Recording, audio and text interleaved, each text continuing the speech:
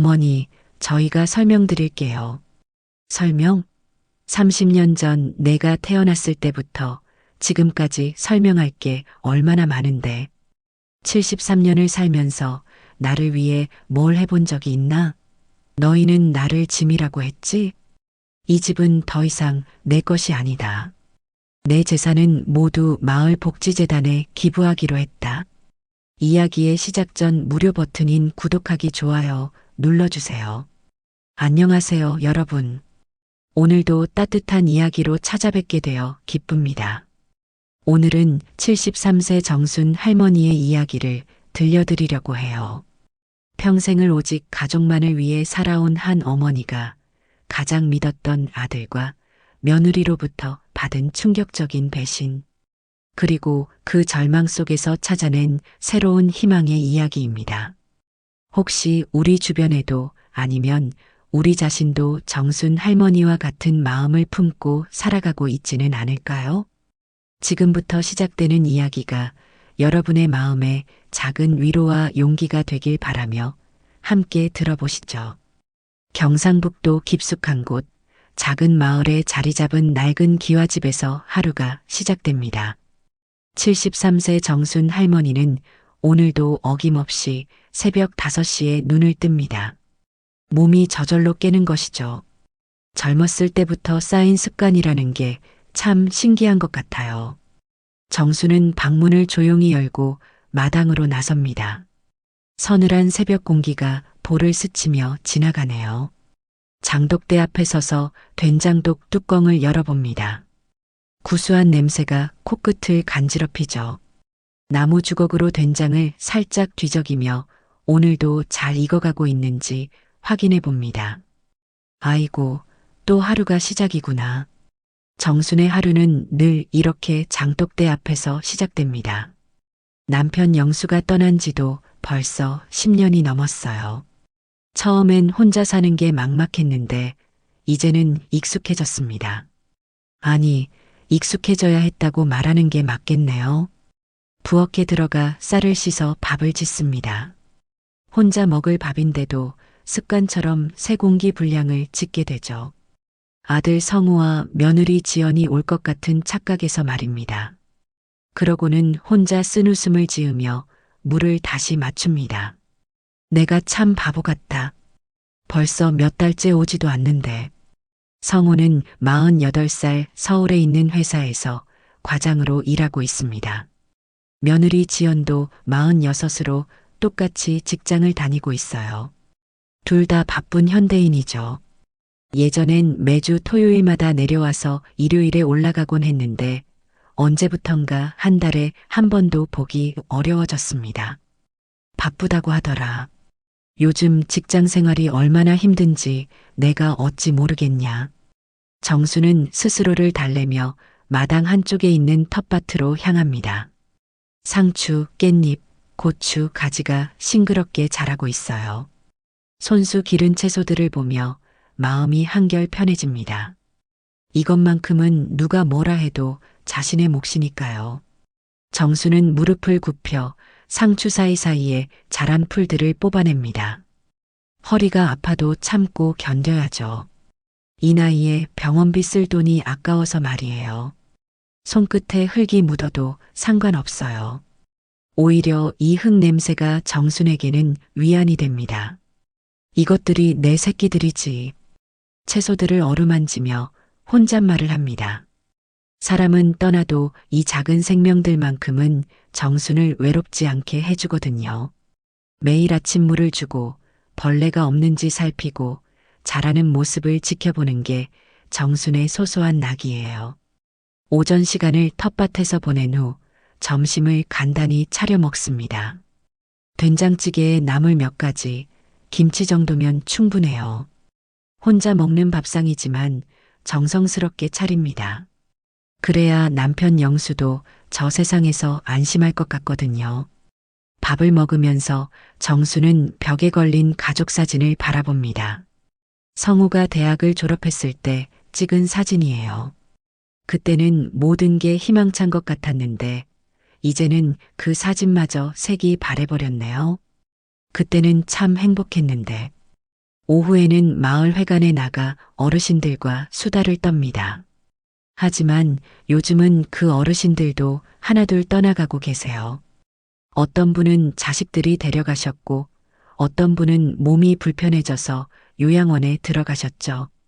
정순과 비슷한 나이대 친구들이 점점 줄어들고 있어요. 오늘도 회관에는 서너 명만 모여 앉아 있습니다. 옆집 할머니 순자가 먼저 말을 꺼내요. 정순이 언니, 성우는 요즘 어떻게 지내냐? 뭐 직장 다니느라 바쁘다고 하더라고. 그래도 아들이 있으니까 좋겠다. 우리는 딸만 있으니 시집 가면 끝이야. 정수는 애써 웃으며 대답하지만 마음속은 쓸쓸합니다. 아들이 있어도 이렇게 외로운데 정말 아들이 있다고 다 좋은 건 아니구나 싶어요. 저녁이 되면 다시 집으로 돌아와 저녁 준비를 합니다. 혹시나 해서 성우에게 전화를 걸어봐도 통화 중이거나 받지 않는 경우가 대부분입니다. 받더라도 어머니, 지금 회사에 있어서 나중에 다시 전화 드릴게요라는 말만 되풀이 되죠. 정수는 휴대폰을 내려놓고 한숨을 쉽니다. 언제부턴가 자신이 아들에게 부담스러운 존재가 된 것 같아요. 전화 한 통하는 것도 눈치를 봐야 하는 사이가 되어버렸네요. 밤이 되면 혼자 텔레비전을 봅니다. 드라마를 보다가도 가족이 나오는 장면에서는 괜히 눈물이 날 것 같아 채널을 돌려버려요. 뉴스를 보다가도 마음이 답답해집니다. 세상이 너무 빨리 변하고 있어서 따라가기 어려워요. 정수는 거실 소파에 혼자 앉아 창밖을 바라봅니다. 어둠이 내린 마을은 조용하기만 해요. 옆집에서는 불빛이 새어나오지만 정순의 집만 홀로 외로워 보입니다. 자식 뒷바라지 다 하고 나니 남는 건 정막뿐이구나. 정순의 마음속 깊은 곳에서 올라오는 외로움입니다. 성우를 낳아 기르고 공부시키고 장가 보내고 손자까지 봐주며 평생을 살았어요. 그런데 이제 와서 보니 자신을 위한 시간은 없었던 것 같습니다. 그래도 정수는 포기하지 않습니다. 매일 아침 텃밭에서 딴 채소로 나물을 무치고 된장과 간장을 정성껏 담급니다. 언젠가 성우와 지연이 올 때 맛있게 먹이려는 마음에서죠. 그 작은 기대와 희망이 정순의 하루를 지탱해주고 있습니다. 밤늦게 잠자리에 들면서 정수는 생각합니다. 내일은 조금 다를까요? 성우가 전화라도 한 통하거나 편지라도 한 장 보내주면 얼마나 좋을까요? 이런 소박한 바람이 정순의 전부입니다. 정순이 평소와 다름없는 하루를 보내고 있던 어느 토요일 저녁 마당에서 물소리가 들려왔습니다. 성우의 차가 대문 앞에 서는 소리였어요. 정순의 가슴이 두근거렸습니다. 얼마나 오랜만인지 모르겠어요. 어머니, 저희 왔어요. 성우의 목소리가 마당에 울려 퍼졌습니다. 정수는 급하게 앞치마를 정리하며 현관으로 나갔어요.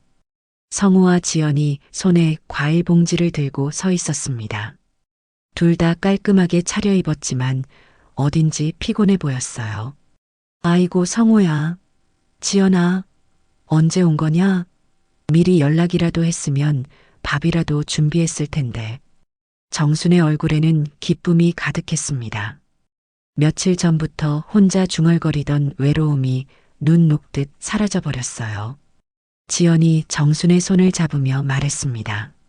어머니, 갑자기 와서 죄송해요. 오늘 일찍 끝나서 그냥 내려왔어요. 뭐가 죄송하냐? 자주 와도 시원찮을 판에. 정수는 얼른 부엌으로 향했습니다.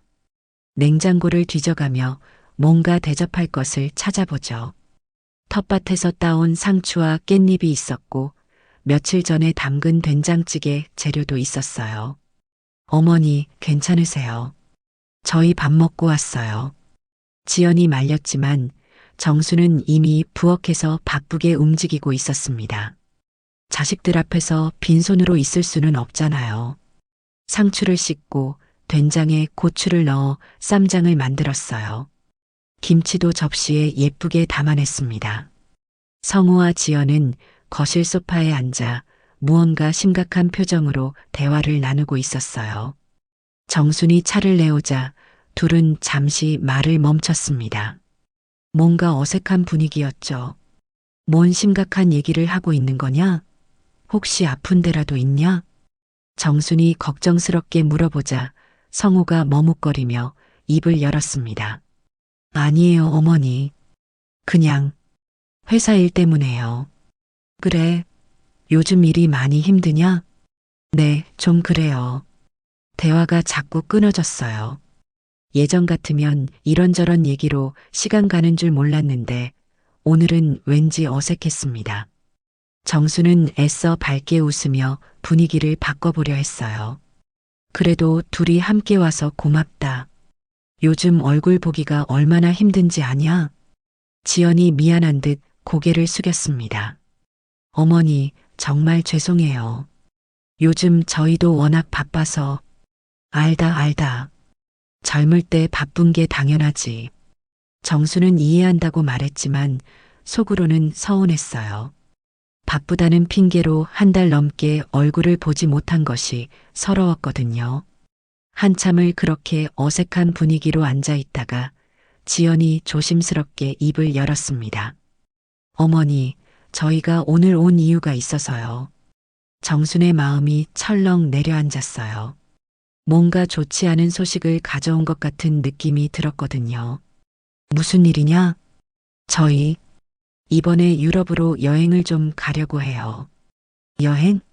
그거야 좋은 일이지. 젊을 때 다녀야지. 정수는 애써 밝게 반응했지만 마음 한편으로는 불안했어요. 왜 굳이 이런 얘기를 하러 왔을까 싶었거든요. 한 달 정도 갈 예정이에요. 지연이 말을 이었을 때 정수는 순간 손에 쥐고 있던 찻잔을 탁 소리와 함께 떨어뜨렸습니다. 다행히 깨지지는 않았지만 차가 바닥에 쏟아졌어요. 한 달이라니? 나 혼자 두고? 정순의 목소리가 떨렸어요. 한 달이라는 시간이 얼마나 긴지 실감이 났거든요. 지금도 한 달에 한 번 보기 힘든데 아예 연락도 안 되는 외국에 한 달이나 간다니요.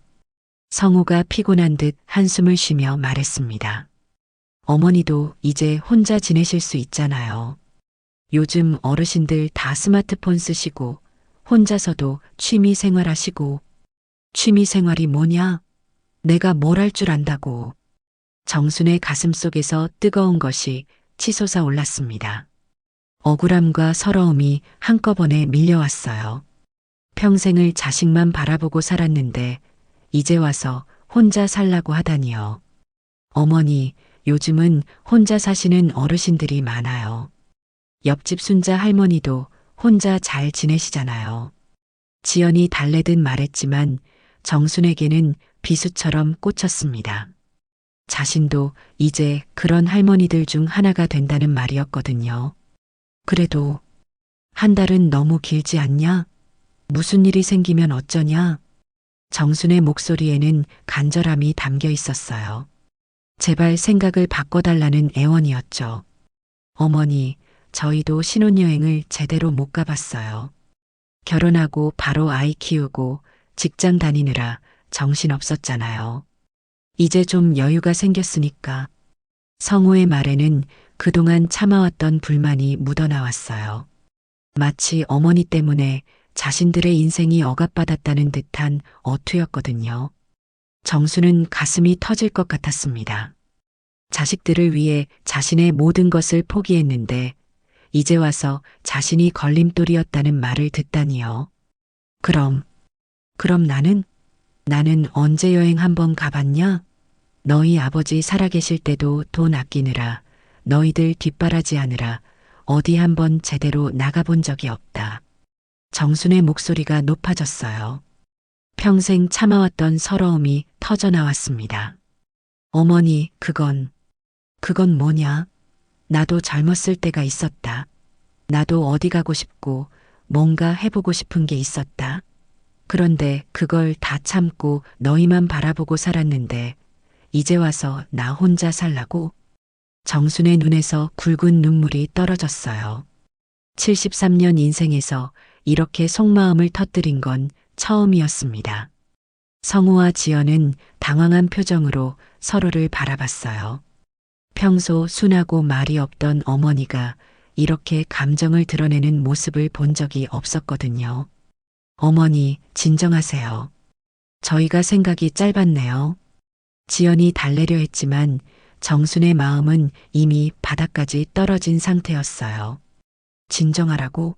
내 마음이 어떤지 알기나 하냐? 하루 종일 너희 생각만 하고 사는데 전화 한 통 받기도 귀찮아하면서 이제는 한 달씩이나 떠나간다고? 정수는 울면서 주먹으로 가슴을 쳤습니다. 답답하고 억울한 마음을 달랠 길이 없었어요. 그날 밤 성우와 지연은 어색한 분위기 속에서 일찍 서울로 돌아갔어요. 정수는 혼자 남은 집에서 밤새 울었습니다. 자식들에게 짐이 되고 싶지 않았는데 결국 그런 존재가 되어버린 것 같았거든요. 성우와 지연이 떠난 지 사흘이 지났습니다. 정수는 그동안 제대로 잠을 이루지 못했어요. 며칠 전 터뜨린 감정이 마음을 더욱 무겁게 짓눌렀거든요. 자식들 앞에서 그렇게 소리를 지른 자신이 부끄러우면서도 한편으론 시원한 구석이 있었습니다. 내가 너무 심했나? 거울 앞에 서서 자신의 모습을 바라봤어요. 며칠 사이 더 늙어 보이는 것 같았습니다. 눈가에 주름이 더 깊어졌고 입가도 처져 보였어요. 73년을 살면서 이렇게 자신이 초라해 보인 적은 없었던 것 같습니다. 오늘은 성우와 지연이 유럽으로 떠나는 날이에요. 화요일 아침 정수는 일찍 눈을 떴습니다. 혹시나 해서 성우에게 전화를 걸어봤지만 통화 중이었어요. 아마 공항에서 바쁠 거라고 스스로를 달랬습니다. 잘 다녀오라는 말이라도 해주고 싶은데 정수는 휴대폰을 내려놓고 한숨을 쉬었어요. 며칠 전 그 일 이후로 성우에게서는 연락이 없었거든요. 아마 어머니가 화를 냈다고 서운해하고 있을 거예요. 부엌에서 혼자 아침을 차려 먹으며 정수는 생각에 잠겼습니다. 앞으로 한 달 동안 이런 식으로 혼자 지내야 한다니 막막했어요. 그동안은 그래도 성우가 주말에 올 수도 있다는 희망이 있었는데 이제는 그마저도 없어진 거죠. 점심때쯤 되어서야 성우에게서 문자가 왔습니다. 어머니, 지금 공항이에요. 잘 다녀오겠습니다. 건강 조심하세요. 짧은 문자였지만 정순에게는 위안이 되었어요. 그래도 인사는 해주는구나 싶었거든요. 잘 다녀와라. 조심해서. 정순도 짧게 답장을 보냈습니다. 더 많은 말을 하고 싶었지만 차마 할 수가 없었어요. 사랑한다. 보고 싶을 거다. 무사히 돌아와라 같은 말들이 목구멍까지 올라왔지만 꾹 참았습니다. 오후가 되자 집안이 더욱 적막해졌습니다. 평소에도 조용했지만 오늘은 유난히 더 그런 것 같았어요. 시계 소리만이 똑딱똑딱 거실에 울려 퍼졌습니다. 그 소리가 마치 정순의 심장 박동처럼 들렸어요. 정순은 성우의 방으로 들어가 봤어요. 깔끔하게 정리된 방 안에는 어린 시절 성우의 사진들이 벽에 붙어 있었습니다. 초등학교 입학식 때 찍은 사진, 중학교 수학여행 사진, 대학 졸업식 사진까지요. 이때는 참 예뻤는데 정수는 사진 속 어린 성우를 바라보며 눈물을 훔쳤어요. 그때의 성우는 어머니만 바라보며 활짝 웃고 있었거든요. 언제부터 그 미소가 사라진 걸까요? 사진을 한 장씩 들여다보다가 정순의 가슴이 미어졌습니다. 고등학교 때 찍은 사진에서 성우가 정순의 어깨에 팔을 두르고 있었어요. 그때 성우가 말했죠. 엄마, 나 커서 엄마 호강시켜 드릴게요. 그 약속은 어디로 갔을까요? 이제는 어머니와 함께 있는 것조차 부담스러워하는 아들이 되어버렸어요. 정수는 성우의 책상 서랍을 열어봤습니다. 어린 시절 성우가 쓴 편지들이 나왔어요. 어버이날에 쓴 편지, 생일 축하 편지들이었죠. 엄마 사랑해요. 엄마가 세상에서 제일 좋아요. 삐뚤빼뚤한 글씨로 쓴 편지를 읽으며 정수는 목이 메었습니다. 그때의 성우는 정말 순수했어요. 어머니를 세상에서 가장 사랑한다고 했는데 언제부터 달라진 걸까요? 며느리 지연의 화장대도 들여다봤습니다. 예쁜 립스틱과 파우더, 향수들이 가지런히 놓여 있었어요. 정수는 그 중 하나를 집어들고 냄새를 맡아봤습니다. 달콤하면서도 세련된 향이 났어요. 나도 젊었을 때는 이런 거 발랐는데. 정순의 젊은 시절이 떠올랐습니다. 20살 때 영수와 처음 만났을 때 정순도 예쁜 옷을 입고 화장을 하고 다녔어요. 그런데 언제부터인가 그런 것들이 사치스럽게 느껴졌죠. 자식을 키우고 살림을 하다 보니 자신을 위한 시간은 점점 줄어들었어요. 정수는 지연의 립스틱을 입술에 발라봤습니다. 거울을 보니 이상했어요. 73세 할머니가 빨간 립스틱을 바르고 있는 모습이 우스꽝스럽기만 했어요. 내가 뭘 하고 있는 거지? 정수는 급하게 립스틱을 지웠습니다. 자신이 너무 초라하게 느껴졌어요. 이런 것들은 이미 자신과는 거리가 먼 세계의 것들이었거든요. 거울에 비친 자신의 모습을 보니 더욱 절망스러웠습니다. 촌스러운 옷차림에 손질하지 않은 머리카락, 화장기 없는 얼굴. 지연과는 너무나 대조적이었어요. 내가 언제부터 이렇게 늙은 할머니가 됐을까? 정수는 거울 앞에서 한참을 서 있었습니다. 마치 자신이 낡은 가구처럼 느껴졌어요. 한때는 집안의 중심이었는데 이제는 그냥 자리만 차지하는 존재가 된 것 같았거든요. 갑자기 분노가 치솟았습니다. 왜 자신만 이렇게 늙어야 하는 거죠? 왜 자신만 추해져야 하는 거죠? 다른 사람들은 나이가 들어도 품이 있고 우아해 보이는데 자신은 왜 이렇게 초라한 걸까요? 내 인생은 뭐였지? 정말 뭐였지? 정수는 주먹으로 화장대를 쳤습니다. 화장품들이 떨어져 나갔지만 상관없었어요. 가슴속에서 타오르는 분노와 절망감을 어쩔 수 없었거든요. 평생을 남을 위해 살았는데 나한테 남은 건 뭐냐? 아무것도 없잖아. 정수는 소리를 지르며 울었습니다. 73년 인생에서 이렇게 절규한 적은 처음이었어요. 그동안 참고 또 참았던 모든 감정들이 한꺼번에 폭발했습니다. 저녁 시간이 되었지만 식욕이 없었어요. 그래도 몸은 챙겨야 한다는 생각에 간단히 죽을 끓여 먹었습니다. 혼자 먹는 밥상이 이렇게 쓸쓸할 줄은 몰랐어요. 숟가락을 입에 대다가 갑자기 눈물이 나왔습니다. 왜 이렇게 살아야 하는 건지 모르겠더라고요. 맛도 없는 죽을 억지로 넘기며 정수는 생각했어요. 내가 죽어도 아무도 모르겠구나. 무서운 생각이었지만 현실이었어요. 한 달 동안 성우와 연락도 안 될 텐데 만약 자신에게 무슨 일이 생긴다면 누가 알까요? 며칠이 지나서야 이웃들이 알아차릴까요? 밤이 되자 더욱 외로움이 밀려왔습니다. 평소 같으면 성우에게 안부 전화라도 했을 텐데 지금은 외국에 있으니 그것도 불가능했어요. 시차 때문에 지금쯤이면 그곳은 한낮일 거예요. 정수는 성우의 사진을 꺼내 품에 안고 있었습니다.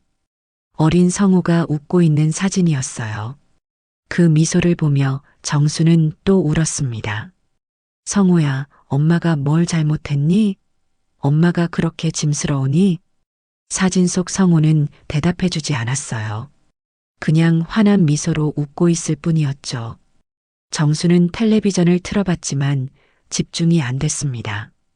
드라마를 보다가도 가족이 화목한 장면이 나오면 채널을 돌려버렸어요. 뉴스를 봐도 머리에 들어오지 않았고요. 내가 뭘 잘못했을까? 정수는 소파에 혼자 앉아 지난 일들을 되돌아봤어요. 성우를 키우면서 혹시 너무 간섭했나 싶기도 하고 반대로 너무 방치했나 싶기도 했습니다. 며느리 지연에게 잘하지 못했나도 생각해 봤어요. 하지만 아무리 생각해도 특별히 잘못한 것은 없는 것 같았습니다. 오히려 너무 헌신적으로 살았던 것 같은데요. 자신의 꿈도 포기하고 하고 싶은 것도 참으며 오직 가족만을 위해 살았거든요. 그런데 왜 이렇게 됐을까? 밤이 깊어갈수록 정순의 마음도 더욱 무거워졌습니다. 한 달이라는 시간이 너무 길게만 느껴졌어요. 벌써 첫날인데 이렇게 힘든데 앞으로 어떻게 버틸까 싶었거든요. 정수는 침실로 들어가 잠자리에 누웠어요. 하지만 잠이 오지 않았습니다. 천장을 바라보며 이런저런 생각에 잠겼죠. 내 인생이 이게 다인가? 73년을 살면서 자신을 위한 시간은 얼마나 됐을까요? 젊어서는 시어머니 뒷바라지, 결혼해서는 남편과 아이 뒷바라지, 남편이 돌아가신 후에는 아들 부부 뒷바라지. 언제나 누군가를 위한 삶이었어요. 이제라도 나를 위해 살 수는 없을까? 하지만 이미 73살, 너무 늦은 것 같았습니다. 할 수 있는 것도 별로 없고, 어디 갈 곳도 없고, 친구들도 다 떠나갔어요. 남은 건 고독뿐이었습니다. 새벽녘이 되어서야 정수는 잠이 들었어요. 꿈속에서도 혼자였습니다. 넓은 집에서 혼자 헤매고 있는 꿈을 꿨어요. 아무리 불러도 아무도 대답해주지 않는 꿈이었습니다. 다음 날 아침 정수는 평소보다 늦게 일어났어요. 몸이 무겁고 머리가 아팠습니다. 밤새 뒤척이느라 제대로 쉬지 못한 탓이겠죠. 장독대 앞에 서서 된장을 뒤적여 봤지만 별 의미가 없었어요.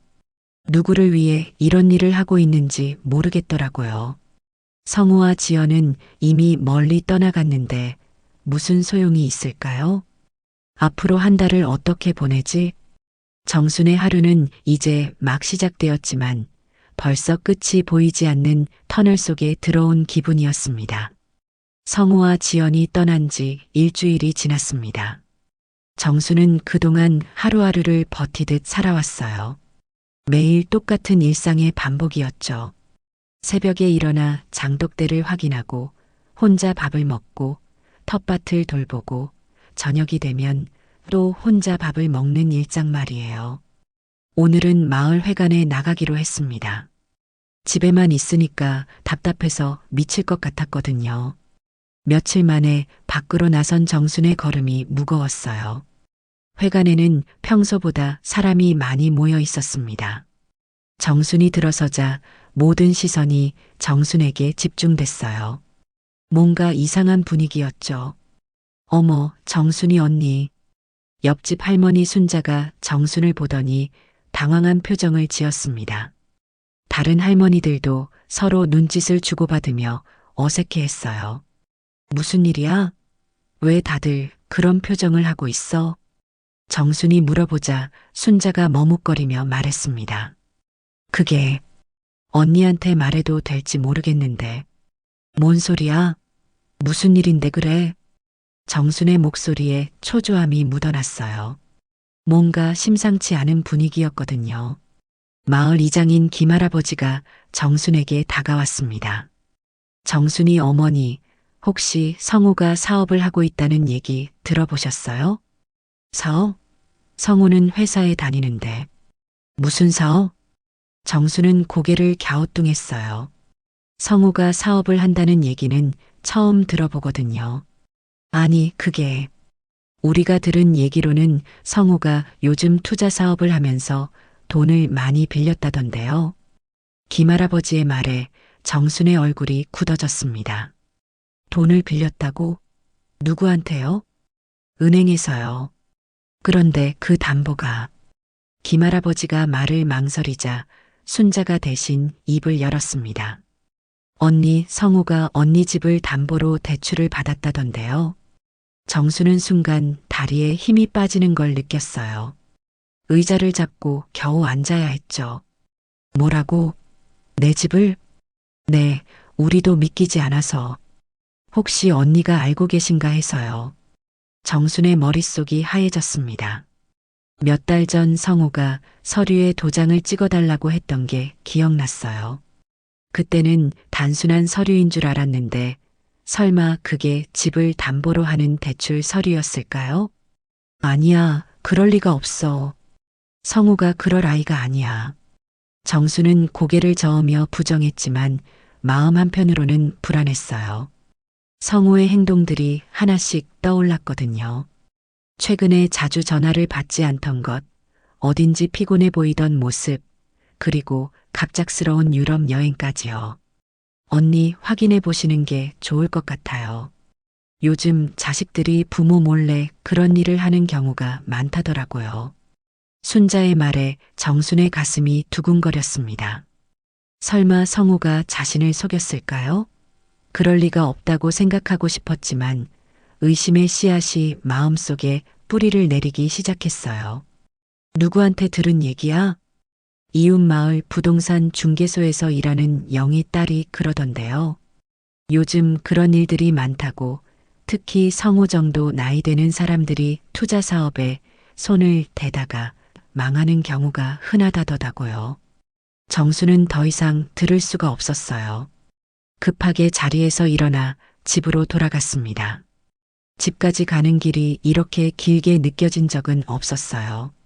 집에 도착하자마자 정수는 성우의 방으로 향했습니다. 혹시 뭔가 단서가 있을까 해서요. 책상 서랍을 뒤져보니 몇 장의 서류가 나왔어요. 서류를 펼쳐보니 정말로 대출 관련 문서였습니다. 그것도 엄청난 금액이었어요. 5억 원이나 되는 돈을 빌렸다고 적혀 있었고 담보는 정말로 이 집이었습니다. 이게 정말이야? 정순의 손이 떨렸어요. 자신도 모르는 사이에 집이 담보로 잡혀 있다니 믿을 수가 없었거든요. 서류를 자세히 보니 정순의 도장이 찍혀 있었어요. 분명히 몇 달 전에 성우가 부탁해서 찍어준 도장이었습니다. 그때 성우는 단순한 서류라고 했는데 알고 보니 이런 중요한 문서였던 거예요. 정수는 주저앉고 말았습니다. 배신감이 밀려왔어요. 평생을 믿고 살아온 아들이 자신을 속였다는 사실이 받아들여지지 않았거든요. 왜 나한테 거짓말을 했어? 정수는 서류를 붙잡고 울었습니다. 73년 인생에서 이렇게 절망스러웠던 적은 없었어요. 더 놀라운 것은 대출받은 이유였습니다. 서류에 적힌 용도를 보니 투자사업 자금이라고 되어 있었어요. 성우가 회사를 다니면서 몰래 투자 사업을 하고 있었던 거죠. 정수는 급하게 성우에게 전화를 걸어봤지만 연결되지 않았어요. 유럽에 있으니까 시차도 있고 전화비도 비쌀 테니까 받지 않는 게 당연했죠. 그럼 지연이한테라도. 지연의 번호로 전화를 걸어봤지만 역시 받지 않았어요. 둘 다 여행을 즐기고 있을 테니까 어머니 전화 따위는 신경 쓰지 않겠죠. 정수는 더욱 절망스러웠어요. 이렇게 급한 일인데도 연락조차 할 수 없다니 한 달이라는 시간이 더욱 길게만 느껴졌습니다. 서류를 다시 찬찬히 살펴보니 더 충격적인 사실이 드러났어요. 대출 기간이 이미 만료되어 가고 있었고 연체료까지 발생하고 있었거든요. 만약 제때 갚지 못하면 집이 경매로 넘어갈 수도 있다고 적혀 있었어요. 내 집이 없어질 수도 있다고? 정수는 공포에 떨었습니다. 이 집은 단순한 건물이 아니었어요. 남편 영수와 함께 살았던 추억이 담긴 곳이고 성우를 키운 소중한 보금자리였거든요. 조상 대대로 물려받은 땅이기도 했고요. 성우가 설마 그런 생각까지는 안 했겠지? 하지만 서류는 냉정했습니다. 법적으로는 이미 정순이 보증을 선 상태였고 성우가 돈을 갚지 못하면 정순이 책임져야 하는 상황이었어요. 정수는 밤새 잠을 이루지 못했습니다. 머릿속이 복잡했어요. 성우를 믿고 싶었지만 서류는 거짓말하지 않았거든요. 다음 날 아침 정수는 마을 이장에게 전화를 걸었어요. 이장님, 어제 말씀하신 그 얘기 어디서 들으신 건지 자세히 알 수 있을까요? 아, 정순이 어머니. 확인해 보셨어요? 네, 정말이더라고요. 정순의 목소리에는 깊은 절망이 묻어 있었어요. 아이고, 어쩌면 좋아요. 그럼 정말로. 이장님, 혹시 아시는 분 중에 이런 일에 대해 잘 아시는 분 계세요? 나는 법적인 일을 잘 모르겠어서요. 면사무소에 법무사가 한 분 계시는데 그분께 상담받아 보시는 게 좋을 것 같아요. 정수는 전화를 끊고 한숨을 깊게 쉬었습니다. 성우와 지연이 돌아오기까지는 아직 3주가 남았어요. 그 사이에 어떤 일이 벌어질지 알 수 없었죠. 내가 평생 믿고 살았던 게 이거였나? 정순의 가슴에는 배신감과 분노가 뒤섞여 끓어오르고 있었습니다. 집을 담보로 한 대출 사실을 알게 된 지 사흘이 지났습니다.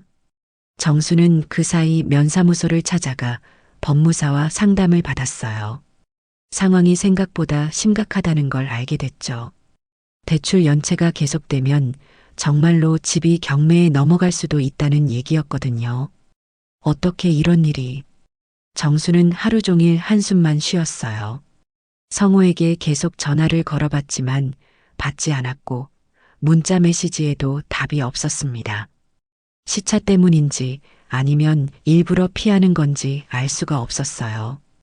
오늘 아침에는 더 충격적인 일이 벌어졌습니다. 부엌 싱크대 위에 지연의 휴대폰이 놓여 있는 걸 발견한 거예요. 여행을 떠나면서 깜빡 두고 간 모양이었죠. 이걸 왜 안 가져갔지? 정수는 휴대폰을 들어봤어요. 화면이 꺼져 있었지만 잠금이 걸려 있지 않았습니다. 요즘 젊은 사람들 치고는 특이하게도 말이에요. 그때 휴대폰에서 메시지 알림 소리가 났습니다. 화면에 메시지 내용이 떠올랐어요. 정수는 처음에는 보지 않으려고 했지만 메시지 내용이 눈에 들어오고 말았습니다. 투자금 회수 관련 긴급 연락 드립니다. 빠른 시일 내에 연락 주세요. 정순의 가슴이 철렁했어요. 투자금 회수라는 말이 심상치 않았거든요. 호기심과 불안감에 정수는 휴대폰을 열어봤습니다. 메시지함을 확인해 보니 비슷한 내용의 메시지들이 여러 개 와 있었어요. 대출 연체료 발생, 즉시 입금 바랍니다. 투자 원금 손실 발생, 추가 투자금 필요합니다. 경매 진행 관련 안내. 정수는 휴대폰을 들고 있는 손이 떨렸어요. 이게 다 무슨 말인지 정확히는 모르겠지만 좋은 내용이 아니라는 건 분명했거든요. 더 충격적인 건 사진첩이었습니다. 지연이 찍어둔 사진들을 보니 여행 사진이 아니었어요. 대신 회사 사무실 같은 곳에서 찍은 사진들이 있었고 투자 설명회, 부동산 투자 세미나 같은 현수막이 보였습니다. 여행이 아니었어? 정수는 더욱 혼란스러웠어요. 성우와 지연이 유럽 여행을 간다고 했는데 이 사진들은 뭘까요? 사진을 더 자세히 보니 성우의 모습도 보였어요. 정장을 입고 진지한 표정으로 누군가와 악수하는 모습이었죠. 배경에는 긴급 투자 설명회라는 글자가 보였습니다. 성우가 거짓말을 했구나. 정순의 가슴이 무너져 내렸어요. 유럽 여행은 핑계였고 실제로는 투자 관련 일 때문에 서울에 있었던 거죠. 그러면서 어머니에게는 한 달 동안 연락하지 않겠다고 했던 거예요. 정수는 더 많은 메시지를 확인해 봤습니다. 그 중에는 성우와 지연이 주고받은 대화도 있었어요. 여보, 어머니한테 들킬까봐 무서워. 괜찮아. 한 달 동안 연락 안 하면 되잖아. 그 사이에 투자금 회수하면 돼. 그래도 어머니 집까지 담보로 잡힌 게 지금은 어쩔 수 없어. 이 기회 놓치면 우리 평생 가난하게 살아야 해. 정수는 휴대폰을 바닥에 떨어뜨렸습니다. 너무 충격적인 내용이었거든요. 성우와 지연이 의도적으로 어머니를 속이고 있었던 거예요. 평생 가난하게 산다고? 정순의 머릿속이 하얘졌어요. 그럼 자신은 뭡니까? 평생을 절약하며 살았는데 그게 가난한 삶이었다는 말인가요? 더 충격적인 메시지가 있었어요. 어머니가 너무 의존적이야. 우리도 이제 독립해야 해. 맞아. 나이 드신 분들은 자식들 붙잡고 있으려고만 해. 이번 기회에 확실히 정리하자. 어머니도 혼자 사시는 게 나을 거야. 정수는 가슴이 터질 것 같았습니다. 자신이 의존적이라고요? 자식들을 붙잡고 있다고요? 오히려 자신은 성우와 지연에게 피해를 주지 않으려고 얼마나 조심스럽게 살았는데요. 휴대폰에는 더 많은 메시지들이 있었어요. 투자업체에서 보낸 것들이었죠. 투자 원금 80% 손실 확정. 추가 투자 없이는 회수 불가능. 담보 부동산 처분 검토 필요. 정수는 이제 상황을 완전히 이해했습니다. 성우가 투자에 실패했고 큰 손실을 봤다는 거죠. 그래서 집을 담보로 더 많은 돈을 빌렸는데 그마저도 회수가 어려운 상황이라는 거예요.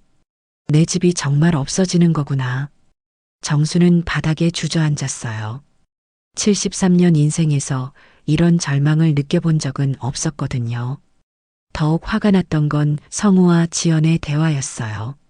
어머니는 어차피 혼자 사셔야 해.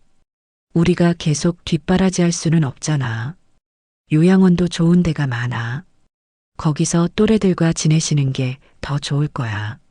정수는 분노로 온몸이 떨렸습니다.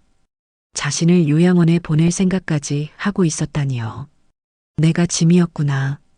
정말 짐이었어. 정수는 울면서 중얼거렸어요. 평생을 자식만 바라보고 살았는데 결국 자식들에게는 짐스러운 존재였던 거죠. 휴대폰에서 또 다른 메시지가 왔습니다. 최종 통보 대출 상환 기한 연장 불가. 담보 부동산 경매 절차 진행 예정. 정수는 메시지를 보고 현실을 받아들여야 했어요. 정말로 집을 잃을 위기에 처한 거죠. 성우야, 지연아. 왜 나한테 이럴 수 있어? 정수는 성우의 어린 시절을 떠올렸어요. 아플 때마다 간병했던 밤들, 학비를 마련하느라 온갖 일을 다했던 기억들이 스쳐 지나갔습니다. 내가 뭘 잘못했길래. 하지만 이제는 후회해봐야 소용없었어요. 이미 일은 벌어졌고 성우와 지연은 연락도 되지 않는 상황이었거든요. 정수는 휴대폰을 다시 집어들었어요. 성우에게 마지막으로 한 번 더 전화를 걸어봤지만 역시 받지 않았습니다. 그렇게 어머니가 싫었구나.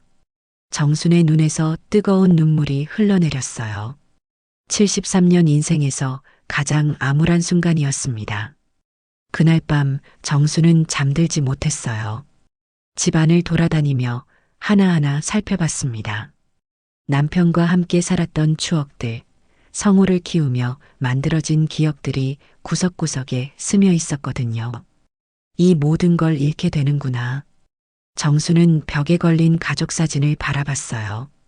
행복했던 시절의 사진이었는데 이제는 그 행복이 가짜였던 것 같았습니다. 새벽이 되어서야 정수는 결심했어요. 더 이상 당하고만 있을 수는 없다고 말이에요. 새벽 5시 정수는 평소처럼 눈을 떴습니다. 하지만 오늘은 달랐어요. 어젯밤 지연의 휴대폰에서 본 충격적인 내용들이 머릿속을 맴돌았거든요. 잠을 제대로 이루지 못한 탓에 몸은 무거웠지만 마음만큼은 묘하게 또렷했습니다. 이대로 당하고만 있을 순 없다. 정수는 이불을 걷어차고 일어났어요. 73년 인생에서 이렇게 분명한 결심을 한 적이 있었나 싶었습니다. 지금까지는 늘 누군가를 위해 누군가에게 맞춰서 살았는데 이제는 자신을 위해 결정을 내려야 할 때가 온 거죠. 마당으로 나가 장독대 앞에 섰지만 오늘은 된장을 뒤적이지 않았어요. 대신 집안을 찬찬히 둘러봤습니다. 이 집의 구석구석이 새롭게 보였거든요. 이게 다 내 거였구나. 정수는 처음으로 이 집을 자신의 소유물로 인식했어요. 그동안은 가족을 위한 공간이라고 생각했는데 사실 법적으로는 자신의 명의였거든요.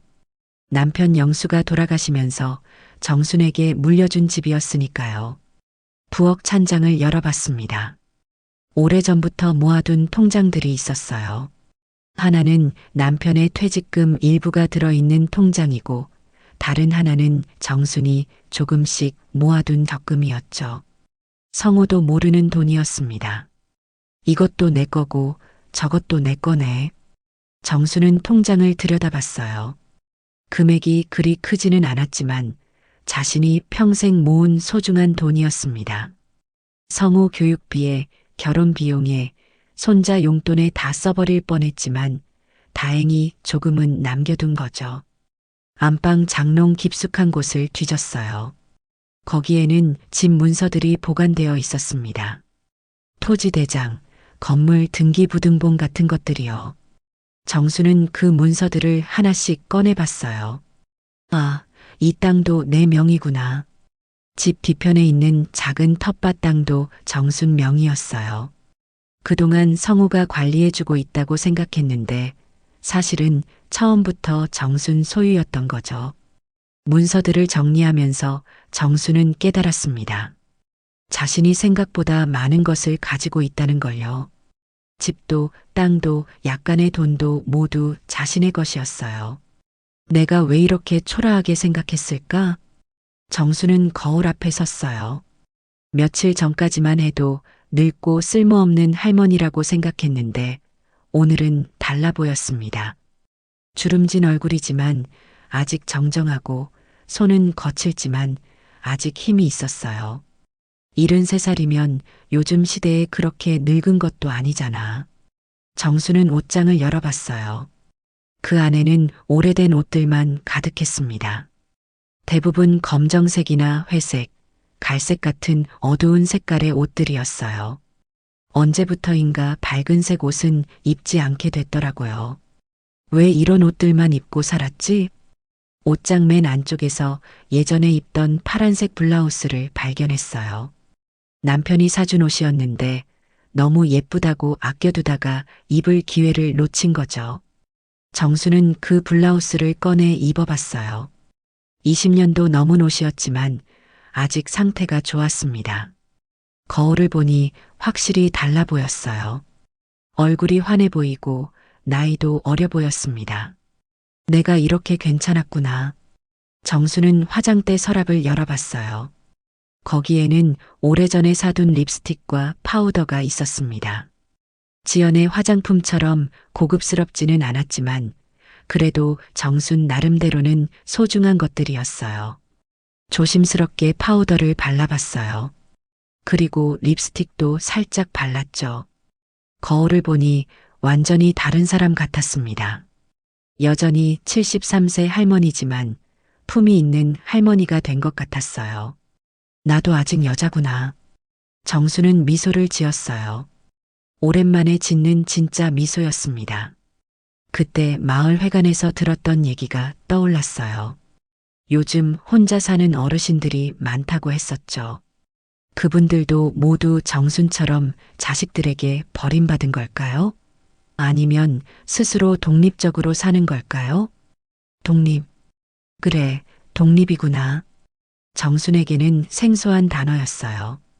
평생을 누군가에게 의존하며 살았는데 이제는 혼자 설 때가 온 거죠. 정수는 면사무소에서 받아온 법률 상담 자료를 다시 꺼내봤어요. 어려운 법률 용어들이 많았지만 핵심은 이해했습니다. 성우가 어머니 동의 없이 집을 담보로 대출을 받은 것은 문제가 있다는 거였어요. 내가 진짜로 동의한 게 아니잖아. 성우가 단순한 서류라고 속였으니까 정순의 진정한 동의가 있었다고 볼 수 없다는 거죠. 법무사는 이런 경우 계약 무효를 주장할 수 있다고 했어요. 정수는 서류를 다시 자세히 읽어봤어요. 어려운 내용이었지만 천천히 읽어보니 이해가 됐습니다. 자신도 생각보다 똑똑하다는 걸 깨달았어요. 내가 이런 걸 이해할 수 있을 줄이야. 점심시간이 되자 정수는 스스로를 위해 정성스럽게 밥을 차렸어요. 누군가를 위해서가 아니라 오직 자신을 위해서 말이에요. 텃밭에서 따온 신선한 채소로 나물을 무치고 된장찌개도 끓였습니다. 혼자 먹는 밥상이었지만 오늘은 외롭지 않았어요. 오히려 자유로웠습니다. 누구 눈치도 보지 않고 자신이 먹고 싶은 대로 먹을 수 있었거든요. 이런 게 자유구나. 식사를 마친 후 정수는 중요한 결심을 했어요. 더 이상 성우와 지연을 기다리지 않겠다고 말이에요. 자신의 문제는 자신이 해결하겠다고요. 정수는 법무사 사무소에 전화를 걸었어요. 선생님, 저 어제 상담받았던 정순입니다. 계약 무효 소송을 하고 싶어요. 아, 네. 좋은 결정이세요. 언제 오실 수 있으세요? 내일 아침에 갈게요. 전화를 끊고 정수는 가슴이 두근거렸어요. 평생 처음으로 자신을 위해 적극적으로 나서는 일이었거든요. 저녁이 되자 정수는 마을 이장에게 전화를 걸었어요. 이장님, 혹시 우리 마을에 복지 관련 일을 하시는 분 계세요? 복지요? 왜 그러세요? 제가 앞으로 혼자 살 건데 같은 처지의 어르신들과 함께 뭔가 해보고 싶어서요. 이장의 목소리에 놀라움이 묻어났어요. 어머, 정순이 어머니가 그런 생각을 하시다니. 좋은 일이네요. 네, 이제는 제가 할 일을 찾아야 할 것 같아서요. 그날 밤 정수는 오랜만에 편안하게 잠들었어요. 내일부터 새로운 인생이 시작될 것 같았거든요. 73세의 늦은 나이지만 이제라도 자신만의 삶을 찾아가고 싶었습니다. 내 마지막 인생은 내가 결정하겠어. 정순의 마음속에서 새로운 희망이 싹트고 있었습니다. 성우와 지연이 유럽에서 돌아온 건 정확히 한 달 후였습니다. 그 사이 정수는 많은 것을 준비했어요. 법무사와의 상담을 통해 계약 무효 소송을 준비했고 집과 토지에 대한 모든 서류를 정리했죠. 무엇보다 중요한 건 마음의 준비를 단단히 한 것이었어요. 토요일 오후 익숙한 차 소리가 마당에 울렸습니다.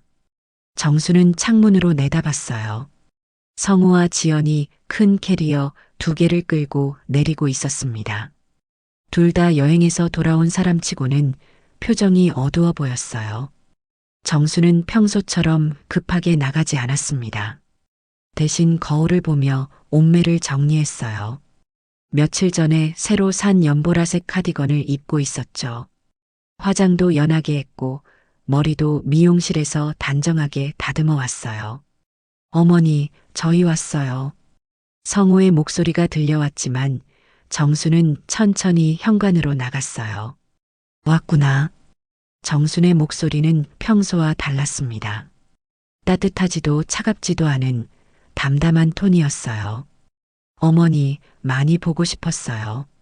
연락도 잘 안 됐는데 괜찮으셨죠? 지연이 다가와 정순의 팔을 잡으려 했지만 정순은 자연스럽게 한 발 뒤로 물러섰어요. 연락? 연락이 안 됐다고? 정순의 눈빛이 달라졌습니다. 성우와 지연은 그 변화를 눈치챘지만 아직 상황을 파악하지 못했어요. 네, 유럽이라서 국제 로밍비가 너무 비싸서. 유럽? 정순이 지연을 쳐다봤어요.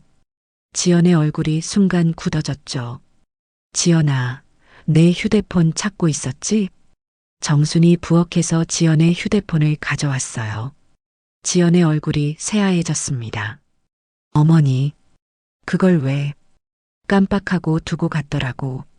그런데 참 신기한 게 유럽에서 온 메시지들이 많이 와 있더라. 성우와 지연이 서로를 바라봤어요. 상황이 심상치 않다는 걸 깨달은 거죠. 투자 설명의 사진들도 재미있고 긴급 연락 메시지들도 흥미롭더라. 정순의 목소리가 점점 차가워졌습니다. 어머니, 그건 뭐냐, 성우야? 정순이 성우를 똑바로 쳐다봤어요. 성우는 어머니의 시선을 피했습니다. 앉아라. 할 말이 많다. 정순의 어조에는 더 이상 다정함이 없었어요. 대신 위험이 느껴졌죠. 성우와 지연은 어쩔 수 없이 소파에 앉았습니다. 정수는 미리 준비한 서류 뭉치를 테이블에 올려놓았어요. 이게 뭔지 알겠지? 성우가 서류를 보더니 얼굴이 창백해졌습니다. 집을 담보로 한 대출 서류였거든요. 어머니, 그건 5억. 내가 모르는 사이에 내 집을 담보로 5억을 빌렸구나. 정순의 목소리에는 분노가 담겨 있었어요. 하지만 소리를 지르지는 않았습니다. 오히려 차분하고 단호했어요. 어머니, 저희가 설명드릴게요. 설명? 정순이 비웃었어요. 30년 전 내가 태어났을 때부터 지금까지 설명할 게 얼마나 많은데 이제 와서 설명?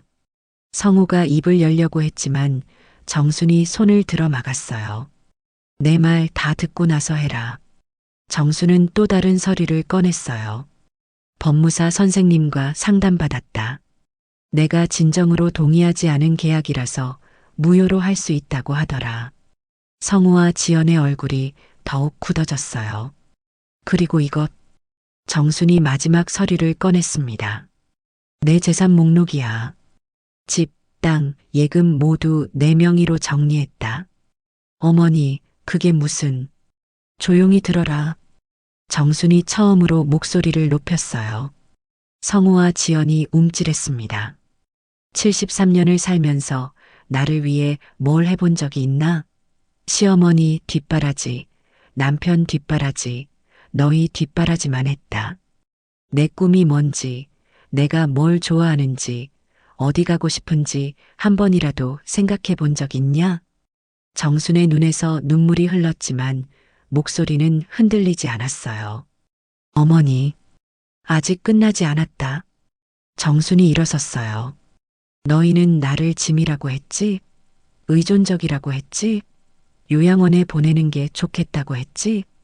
지연이 고개를 푹 숙였어요. 그 모든 말들을 내 휴대폰에서 봤다. 내가 성우한테 보낸 메시지 하나도 빠뜨리지 않고 다 봤어. 어머니, 저희가 잘못했어요. 성우가 무릎을 꿇으려 했지만 정순이 막았어요. 일어서라. 이제 그런 거 하지 마라. 정순의 목소리는 더 이상 어머니가 아니었어요. 한 명의 독립적인 여성이었죠. 성우야, 너는 내 아들이다. 그건 변하지 않는다. 하지만 이제는 내가 너의 어머니가 아니야. 어머니, 그게 무슨... 법적으로는 부모 자식이지만 감정적으로는 더 이상 가족이 아니라는 뜻이야. 정수는 마지막 서류를 꺼냈어요. 이 집은 더 이상 내 것이 아니다. 내가 유언장을 작성했어. 내 재산은 모두 마을 복지재단에 기부하기로 했다. 성우가 벌떡 일어났어요. 어머니, 그게 무슨 말씀이에요? 우리가 얼마나 고생했는데. 고생? 정순이 성우를 노려봤어요. 누가 누구를 위해 고생했다고? 내가 너를 위해 고생한 거지. 내가 나를 위해 뭘 했어? 저희도 어머니를 모시려고 짐스럽다고 하면서 요양원 보내려고 하면서 정순의 목소리에 더 이상 망설임이 없었어요. 너희는 내가 죽기만 기다렸구나. 그래야 이 집이 너희 것이 되니까. 어머니, 그런 게 아니에요. 지연이 울면서 말했지만 정수는 흔들리지 않았어요. 이제는 나를 위해 그리고 나처럼 버려진 노인들을 위해 살겠다. 내 마지막 인생은 내가 결정한다. 성우가 정순에게 다가가려 했지만 정순이 손을 들어 막았어요. 가라. 이제 더 이상 이 집에 올 필요 없다. 어머니, 가라고 했다. 정순의 외침이 집안에 울려 퍼졌어요. 성우와 지연은 더 이상 할 말이 없었죠. 둘은 캐리어를 끌고 집을 나갔어요. 차가 떠나는 소리가 들린 후 정수는 소파에 주저앉았어요. 가슴이 아팠지만 후회하지 않았습니다. 드디어 자신만의 인생을 시작할 수 있게 된 거니까요. 성우와 지연을 돌려보낸 지 석 달이 지났습니다. 정순의 삶은 완전히 달라졌어요. 법무사의 도움으로 대출 계약을 무효화시켰고 집과 재산을 모두 되찾았습니다. 하지만 가장 큰 변화는 정순 자신이었어요. 오늘 아침도 평소처럼 새벽 5시에 일어났지만 이제는 장독대가 아니라 작은 책상으로 향합니다. 거기에는 마을 복지관에서 가져온 한글 교재와 아이들이 쓴 편지들이 놓여 있었어요. 오늘은 또 어떤 아이들을 만나게 될까? 정수는 미소를 지으며 교재를 정리했어요. 2달 전부터 마을 복지관에서 아이들에게 한글을 가르치기 시작했거든요. 처음에는 자신 없었지만 아이들이 좋아해주면서 자신감이 생겼습니다. 예전 성우의 방은 이제 작은 도서관이 되었어요. 정순이 모아둔 책들과 마을 사람들이 기증한 책들로 가득 찼죠. 아이들이 방과 후에 와서 숙제도 하고 책도 읽는 공간이 되었습니다. 할머니, 안녕하세요. 마당에서 아이들의 목소리가 들렸어요. 오늘도 여러 명의 아이들이 정순을 찾아온 거죠. 어서 와라, 우리 꼬마 학생들아. 정순은 아이들을 맞으며 환하게 웃었어요. 73세의 나이에도 불구하고 아이들과 함께 있으면 20년은 젊어진 기분이었거든요. 할머니, 오늘은 뭘 배워요? 초등학교 2학년인 민수가 물어봤어요. 오늘은 일기 쓰는 법을 배워보자꾸나. 정수는 아이들을 도서관으로 안내했어요. 벽에는 아이들이 쓴 글씨와 그림들이 가득 붙어 있었습니다. 정순에게는 어떤 명화보다 소중한 작품들이었어요. 할머니는 일기를 어떻게 써요? 할머니도 요즘 일기를 쓰기 시작했단다. 너희들을 만난 이야기, 오늘 있었던 기쁜 일들을 적어두지. 정수는 자신의 일기장을 꺼내 보여줬어요. 삐뚤삐뚤한 글씨로 빼곡히 적힌 일기였죠. 와, 할머니도 숙제해요? 아이들이 깔깔 웃었어요. 정순도 함께 웃었습니다. 그럼 할머니도 매일매일 배우고 있어. 너희들한테도 많이 배우고 있고. 수업이 끝난 후 아이들이 돌아가면 정수는 혼자만의 시간을 보냈어요. 예전처럼 외롭지 않았습니다. 오히려 충실하고 의미 있는 시간이었어요. 저녁 무렵 정수는 텃밭으로 나갔습니다. 이제는 성우와 지연을 위해서가 아니라 아이들과 마을 어르신들을 위해 채소를 기르고 있었어요. 싱싱한 상추와 깻잎을 따서 복지관에 가져다 주곤 했거든요. 정순이 언니, 멀리서 순자의 목소리가 들렸어요. 요즘 순자와는 더욱 친해졌습니다. 둘 다 혼자 사는 처지이지만 서로 의지하며 살아가고 있었거든요. 순자야, 어서 와. 언니, 오늘 복지관에서 어떤 일이 있었다며? 면장님이 오셨다던데? 아, 그거 우리 도서관을 보시고 감탄하시더라고. 다른 마을에도 이런 걸 만들어야겠다고 하시던걸. 정수는 자랑스럽게 말했어요. 자신이 시작한 작은 일이 다른 사람들에게 도움이 된다는 게 뿌듯했거든요. 언니 정말 대단해. 나도 뭔가 해보고 싶은데. 같이 하자. 내가 한글을 가르치면 순자는 요리를 가르쳐줘. 아이들이 좋아할 거야. 두 할머니는 앞으로의 계획을 세우며 즐겁게 대화했어요. 밤이 되자 정수는 일기를 썼습니다. 오늘도 좋은 하루였다. 민수가 처음으로 완전한 문장을 썼다. 할머니 고마워요라고. 내 마음도 덩달아 따뜻해졌다. 예전에는 하루하루가 그냥 지나가기만 하는 시간이었는데 이제는 매일이 새로운 선물 같다. 일기를 쓰다가 정수는 창밖을 바라봤어요. 멀리서 자동차 한 대가 천천히 다가오고 있었습니다. 익숙한 차였어요. 정수는 창문을 열고 내다봤습니다. 성우와 지연이 차에서 내리고 있었어요. 하지만 이번에는 대문 앞에서 멈춰 서 있었습니다. 들어오지 않고 그냥 서 있더라고요. 정수는 잠시 망설였지만 밖으로 나가지 않았어요. 대신 창가에서 조용히 지켜봤습니다. 성우가 대문 쪽으로 몇 걸음 다가오다가 멈춰 섰어요. 그리고 지연과 뭔가 이야기를 나누고 있었습니다. 둘의 표정이 예전과는 달랐어요. 더 진지하고 어딘지 후회하는 것 같았거든요. 한참을 그렇게 서 있던 성우와 지연이 다시 차로 돌아갔어요. 떠나기 전에 성우가 대문 앞에 뭔가를 놓고 갔습니다. 차가 완전히 사라진 후 정수는 밖으로 나가봤어요. 대문 앞에는 예쁜 꽃다발과 편지 한 통이 놓여 있었습니다. 편지를 펼쳐보니 성우의 글씨였어요. 어머니, 저희가 정말 잘못했습니다. 어머니의 마음을 헤아리지 못하고 오직 저희 생각만 했습니다. 이제야 어머니가 얼마나 힘들었을지 알 것 같아요. 당장 용서해달라고 할 수는 없지만 저희는 변하겠습니다. 언젠가 다시 어머니의 자랑스러운 아들과 며느리가 될 수 있도록 노력하겠습니다. 몸 건강히 지내세요. 정수는 편지를 읽고 조용히 미소 지었어요. 화가 나지도 않았고 특별히 감동받지도 않았습니다. 다만 아들이 조금이나마 깨달음을 얻었다는 게 다행이라고 생각했어요. 꽃다발을 들고 집으로 들어가며 정수는 생각했습니다. 언젠가 성우가 진정으로 변한다면 그때는 다시 받아줄 수도 있겠지. 하지만 지금은 아니야. 지금은 내 시간이니까. 정수는 꽃을 화병에 꽂고 일기를 마저 썼어요. 오늘 성우와 지연이 다녀갔다. 편지를 남기고 갔는데 조금은 변한 것 같다. 하지만 나는 더 이상 그들을 기다리지 않을 것이다. 내가 찾은 새로운 삶이 더 소중하다.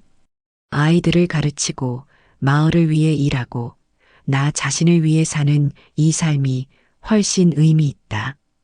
다음 날 아침 정수는 평소보다 일찍 일어났어요. 오늘은 마을에 새로 이사 온 할머니를 만나기로 했거든요.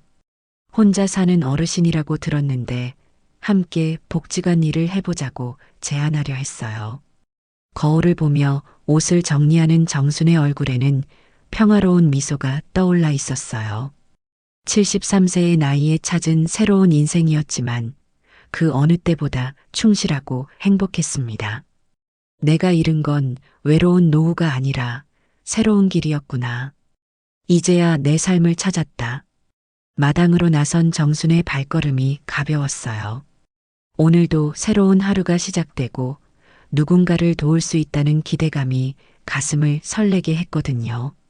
정순의 진짜 인생은 이제부터 시작이었습니다. 정순 할머니의 이야기 어떠셨나요?